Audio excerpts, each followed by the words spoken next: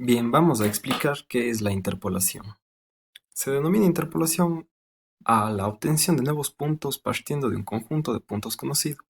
En ingeniería es frecuente tener un cierto número de puntos obtenidos por un muestreo o a partir de un experimento, y a partir de eso queremos construir una función que los ajuste. Es decir, tratamos de ver cómo se comportan los datos, tratamos de ver una función que describa los datos que tenemos.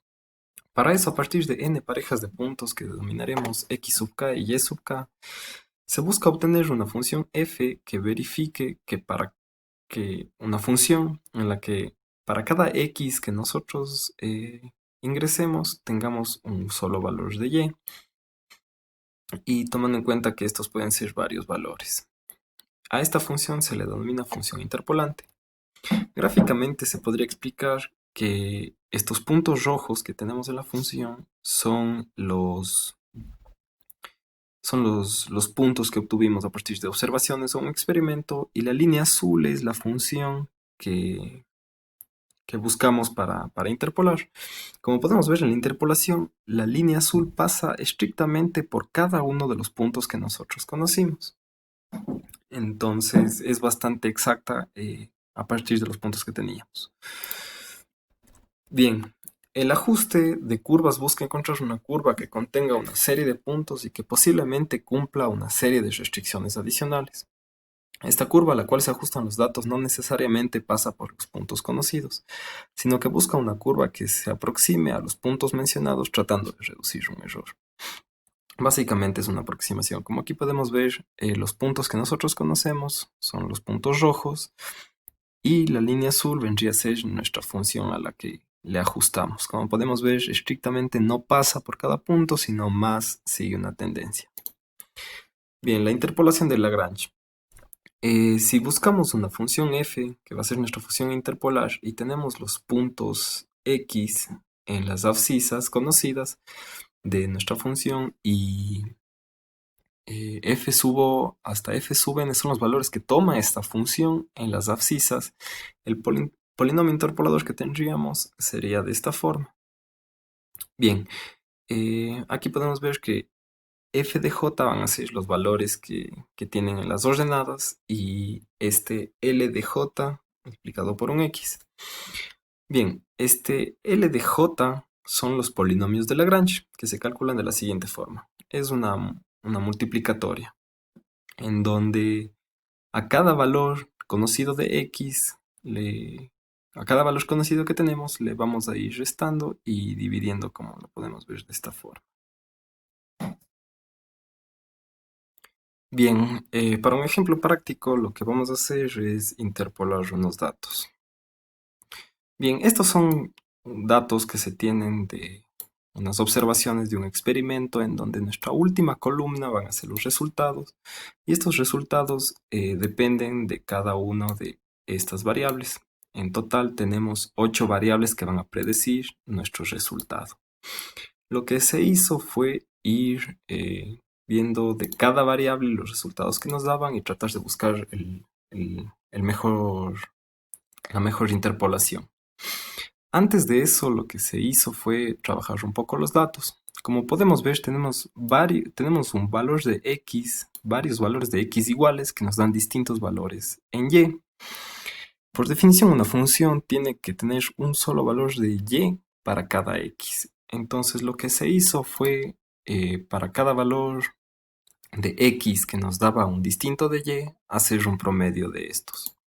Para eso se hizo un programa en MATLAB en donde importamos los datos, y básicamente lo que hace es que con esta función unique saca los datos únicos, es decir, los datos que no se repiten.